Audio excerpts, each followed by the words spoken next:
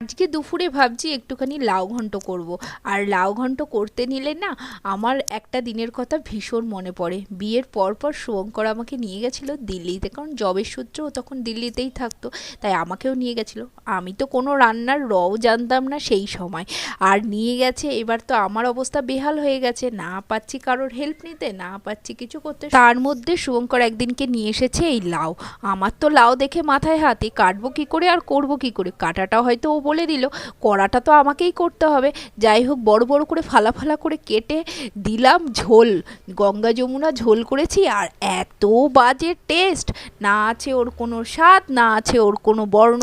আর এইভাবেই ওকে প্রথমে দিয়েছি, ও খেয়ে বলছে খুব ভালো হয়েছে। আমি খেতে বসেছি, দেখছি একদম বাজে টেস্ট। আমি তাই ভাবছি ও খেলো কি করে। সত্যি কথা বলতে সবসময় রান্না বানাতেও আমাকে খারাপ হলেও বলতো খুব ভালো হয়েছে। আর এই জন্যেই মনে হয় এত কম সময়ে আমি এত তাড়াতাড়ি অনেক কিছু শিখতে